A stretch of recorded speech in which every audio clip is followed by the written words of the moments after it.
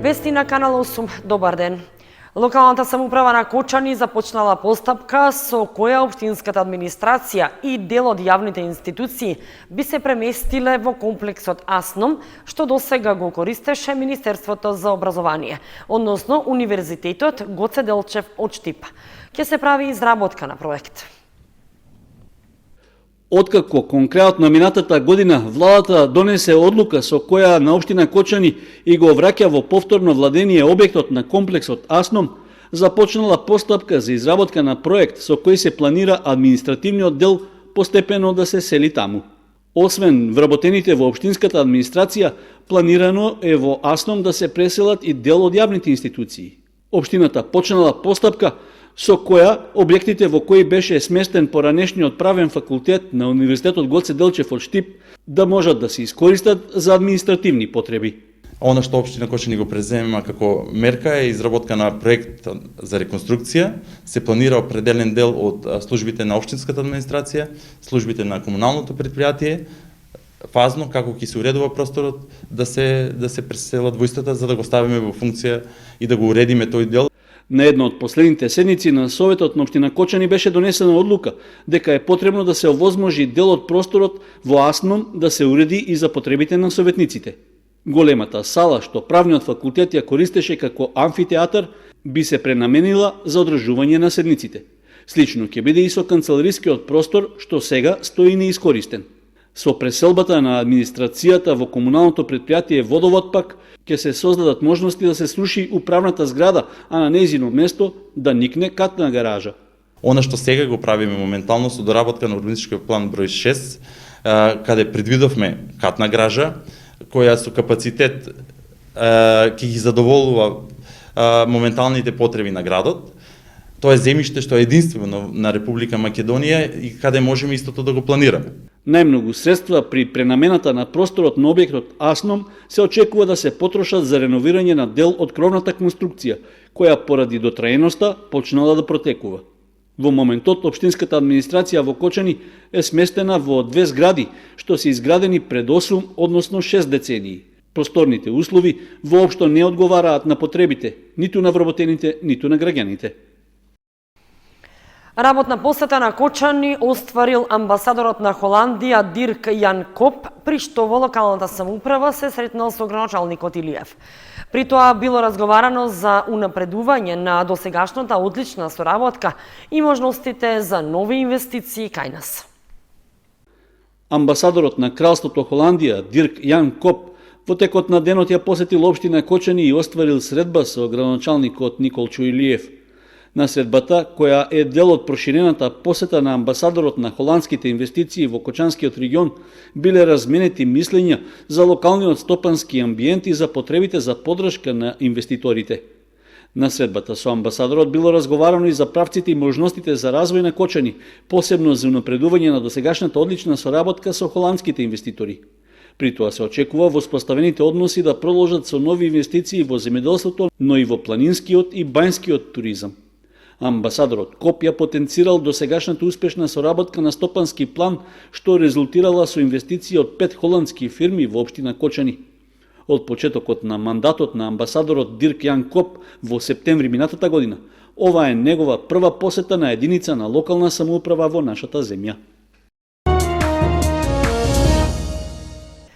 Стивнува состојбата со болни деца од горни и долни респираторни инфекции и грип, велат од детското оделение во Кочанската болница.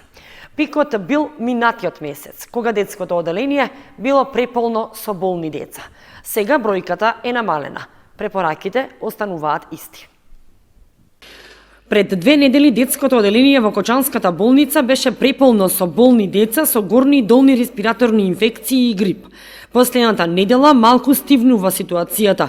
Хоспитализирани деца со грип и настинки во моментов има 11, велат одговорните лекари на детското оделение и даваат препораки за заштита и превенција.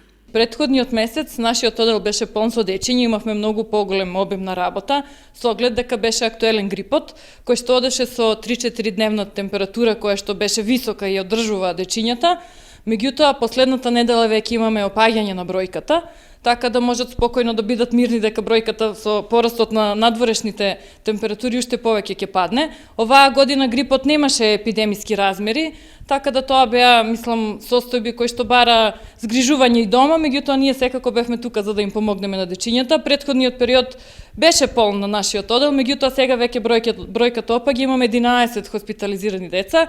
За среќа оваа година немаме многу компликации од грип, тоа беа полесни компликации на воспаление на белите дробови и на мускулите, меѓутоа тие ние успешно ги санираме, а препораките за родителите и воопшто за пациентите се дека треба да се одржува редовна хигиена на раце, посета на свеж воздух, луфтирање на просториите, избегнување на групни собири кај што има болни деца, внес на витамин С и заштита прикивање, кашлање. Тоа се генерално општи препораки за сите респираторни и вирусни заболувања, апропо на светските рамки сега со коронавирусот, истите препораки се и за тоа.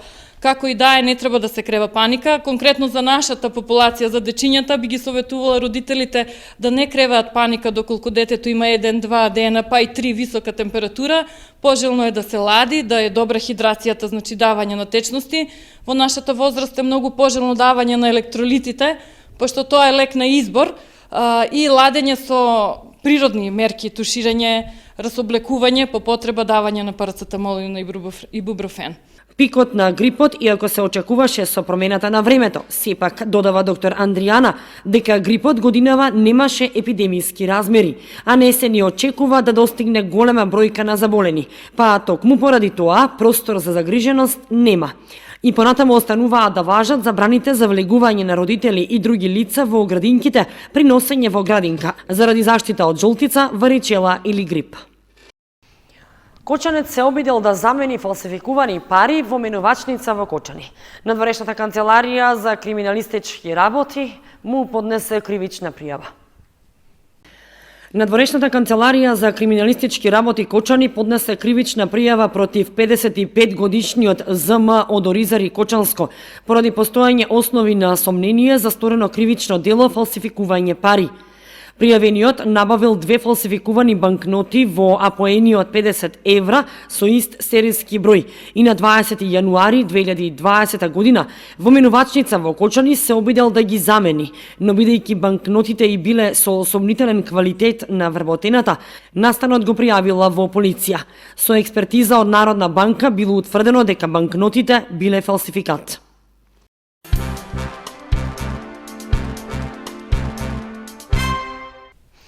Туристичките агенции со богати и поволни понуди за прослава на празникот на жената 8 март.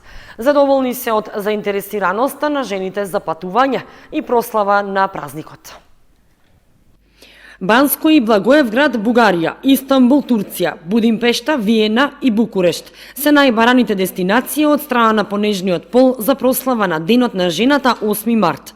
Туристичките агенции нудат поволни цени од 59 до 70 или 90 евра, во зависност од дестинацијата и бројот на ноќевања, но сепак туристичките агенции се задоволни од заинтересираноста. Најбарани Бугарија, Банско, Турција, Истанбул, Букуреш исто со дворците на Трансилванија.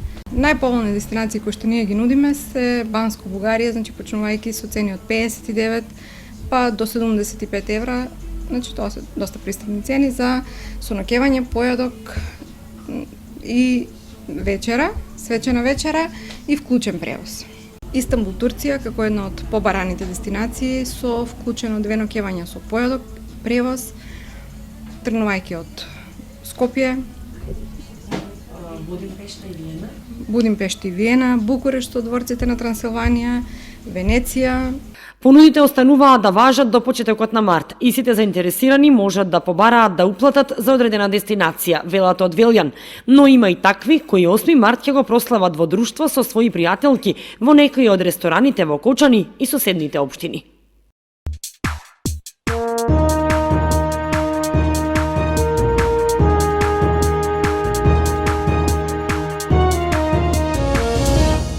Следува информацијата од спортот.